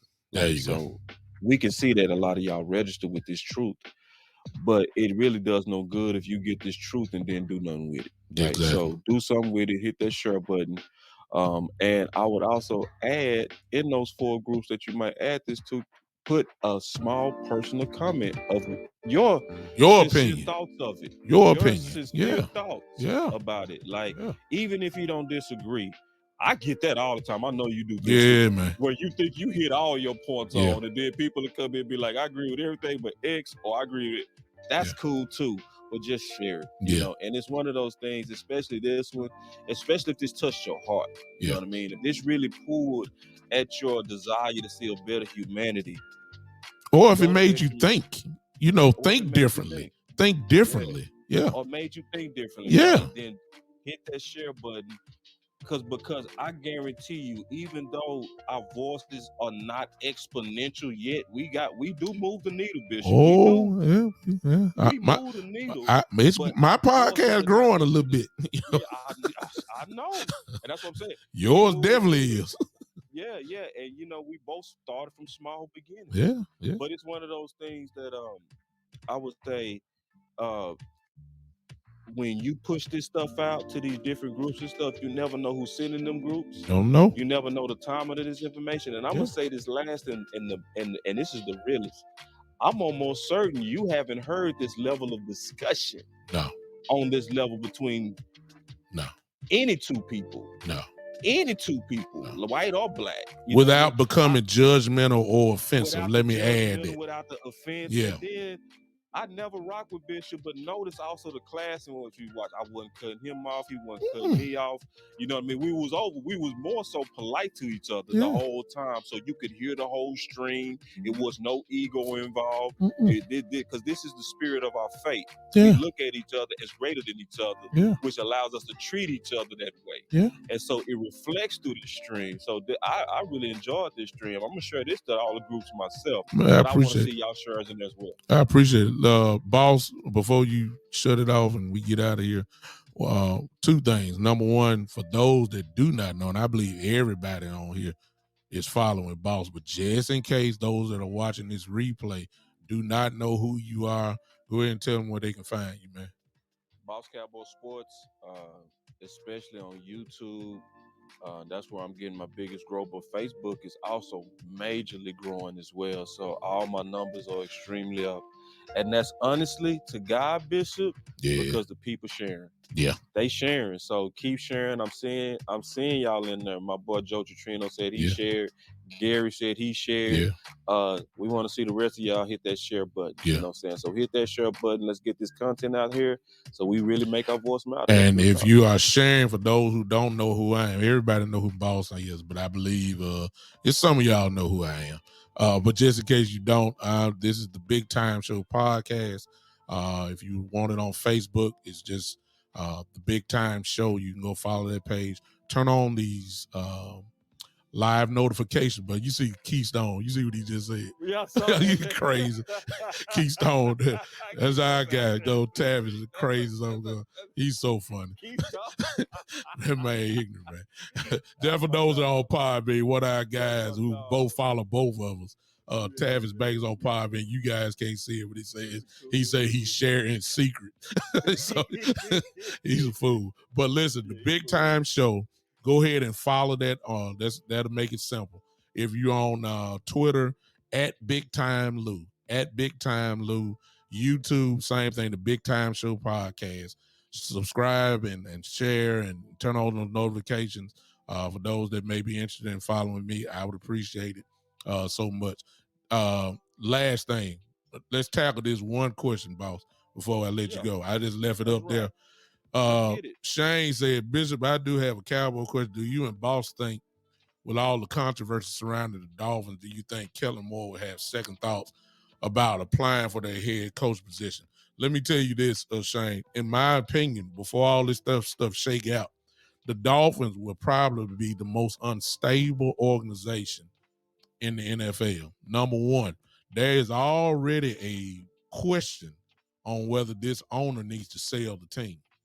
It's going to take time if that happens to find enough. Well, depending on the owners have to vote for the new owner, new ownership will come in. Then we can start dealing with whoever's left. Maybe the general manager will run things there.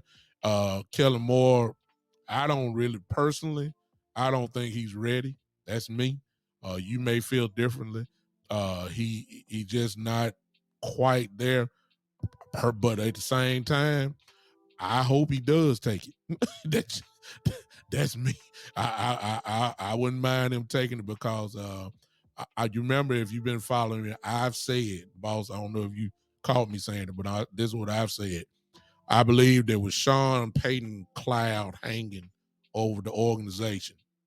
I believe that anything other than an NFC championship or maybe even possible a Super Bowl victory, that's the only way this man's going to be able to keep his job. And if he does keep his job, the best thing that he can do is do it his way. And what I mean by that is, if Kellen is gone, Coach McCarthy needs to take over. As far as offense goes, at least he's not dependent on nobody else. It's all on him. And that's what I've said about if Kellen does leave. But if Kellen doesn't leave, he really in the same position that he was in before. That's what I'm saying. Is we still got the same D coordinator, still gonna have the same offensive coordinator, which is really what I think is gonna happen anyway. And then he's gonna be leaning again on that, and then Sean Payton, he's coming. That's just my opinion. And I know Sean's gonna have a lot of people knocking at his door for a head coaching job, but I think that everybody kind of figures that he's gonna be with us. So I think that McCarthy needs to take over if Kellen leaves. I don't think he is though, Shane, but the Dolphins are about to become a mess. They're not stable at ownership. They don't have a coach yet. They're balanced still over Tua. Do they believe in Tua or not? I mean, where's the stability? You see what I'm saying? So I don't think Moore is that stupid to take it. Go ahead, boss. That's a very, very good question. I would say if Moore was smart, it would make him want to come back to Dallas. Yes, sir. Because you are now going into a lot of uncertainty, and then there's so many factors that you can't control. And they always like to say control what you can control. So now you go into an environment where you don't know what's getting ready to shake out. It's gonna be a whole lot of ugliness that's gonna be what you couldn't control. And then we so fickle that you'll come in there pretty much a hot hand, but then if that dysfunction now weighs on your team, the morale of your team, and the performance of your team, that could fall on you as the head guy, and you might not ever get that chance again. So you might want to kind of stay with a hot Dallas with a hot offense to kind of be able to boost your numbers and your resume all over again, kind of reboot it. I would say it like this: it's almost like a junior that was coming into his junior year, just like highly praised, but had a couple of bad games. They might have hurt his stock or might have got injured. What they do, they come back to their senior year, they try to improve their stock. That's similar to what I could see Kellen Moore wanting to do if he really trying to calculate his next moves. Now, going into what Bishop was saying in terms of ways in which to improve Kellen Moore, because I've turned the corner on trying to get rid of Kellen Moore to try to improve Kellen Moore. Kellen Moore first needs to stop talking. That's number one. Yeah. He is a guy that I said is book smart, street dumb. But he's media dumb. Yeah, that's both of them. That's we saying the same thing. That's media dumb. He shows his hand versus if you look like Mike McCarthy, he does not. Mike McCarthy is a veteran coach who knows to smoke screen the media, which is also smoke screen another team. So number one, he needs to be quiet. Number two, he needs to abandon that committee approach. Because see, he's so indoctrinated with system over athletes that he doesn't even attack common sense matchups. So when you saw the matchup versus the Arizona Cardinals against two backup cornerbacks, your two best receivers, Cooper and Lamb, only had 4 targets combined. That's an indictment of his system, not not something that shows that his system is actually wise. It's actually the other opposite of wise. So also I would say that Mike McCarthy now has the green light to micromanage him, which under the Ooh. previous environment, he didn't. Well, he did, but it wouldn't have been smart for him to do it, because if he would have tied himself into Kellen Moore with the intricacies of the play calling, then this bad rap would have been on both of them, and he would have likely got his head cut off. Yep. So for political reasons, he just went in there and was like, "Listen, man, you go do this. You install it, you call it. Meaning, if you install all the plays, you go also be the play caller." But Yep. going into this year, the political will, the approval from the top, gives him full approval to be able to come in and say, "Hey, big dog, that boy Pollard has only got 2 touches in his first half. I mean, I ain't trying to tell you what to do, but you need to increase his touches, big dog." Yeah. See, he can at least control the tempo and the type and where the ball is going now. Yeah. So that alone might improve us greatly. Yeah. But still, I got a totally bad vibe, because it's just too much disorder. Yeah. It's too much disorder, and when you get into the playoffs, everything got to be in sync, because Definitely. because like a couple of plays, literally a couple of plays can determine the outcome. And it's just way too much chaos, way too many Chiefs, you know what I'm saying? Not enough Indians. Yeah. The same old stuff that's been plaguing us for years. Same stuff, no doubt about it. And also, the other thing you can add to that, boss, is not only you control those things, but in essence, because you do control those things, you then control the narrative of what goes on when the media does come, because them guys are coming at you incredibly strong, and the media gonna do what they want to do, but it's important that what we did last year just can't happen again this year. It's really just that simple. Balls have done a great job. I hope that you guys consider think that I've done um, the same type of thing on that. Hey, Tommy, I see you just popping in. Tommy, do me a favor. Go back and watch this. This was a different type show. I know you see Boss and you see me, you automatically think Cowboys, and it was Cowboy related, but we went to another level on today together. And again, I believe I'm gonna go ahead and shut it down, boss, unless you got something else. Nah, man. Y'all voice matter. Let's make it count with them shares. And I will say this at the end, since this is Black History Month. I'm just gonna shut it down this way with a quote, and then my little words here. Dr. King said it like this: "In the end, we will remember not the words of our enemies, but the silence of our friends." Coach Flores need a friend now. Do y'all understand me? Coach Flores needs friends. We need friends. We need you guys to pass this. You know, if you feel like it's worth it, pass this on. Share it. Uh, this is a time for friends to kind of stand together for the common cause and the common good. And unfortunately, silence speaks volumes. I'm going to say that again. Silence speaks volumes. This is not the time to be silent. This is not the time to be wishy-washy, as Boss said earlier. This is the time where you got to stand 10 toes down, strong. You got to go ahead and let your voice be known. Draw your line in the sand and just simply say, he was wrong. This man was done wrong. And if you can do that, then everything else gonna follow. All right, I'm done. I will see you guys on Saturday. Listen, Saturday is my birthday. This Saturday is my birthday. Y'all come celebrate with me. I'll be with you guys at 3:00. Y'all come on in, and if it's just for 2 seconds, I don't care. Just come in and come celebrate with me for my birthday. Boss, turn on the live notifications for me and Boss. Boss comes on at all periods of time, and just I mean, your boss floods. Whenever he feel it, he gone. It's just that simple. So you guys just turn on notifications, and you can check out Boss at any time. He's gonna put a video out, or he coming live. He gonna have somebody with him. It's I just probably this. got about 2 shows dropping a day. For You real. got 2 dropping today. You coming on tonight? Yeah. You gonna come tonight? Yeah. You talking Yeah. Cowboys? You continue this? Yeah. Cowboys. Okay. All Yeah. right. Well, y'all, let's transfer, people. Let's transfer and watch Boss tonight.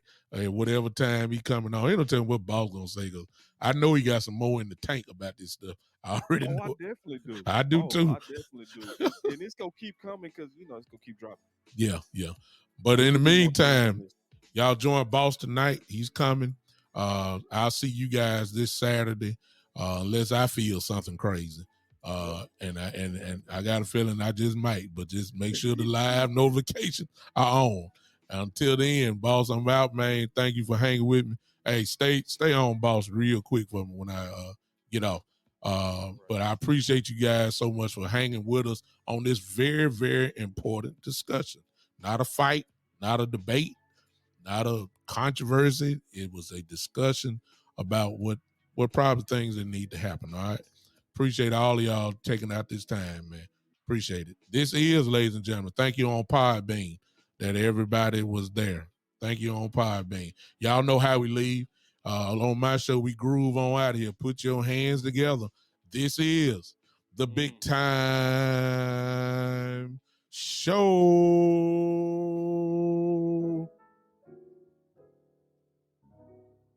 Come on, Podbean. Clap your hands. Yeah.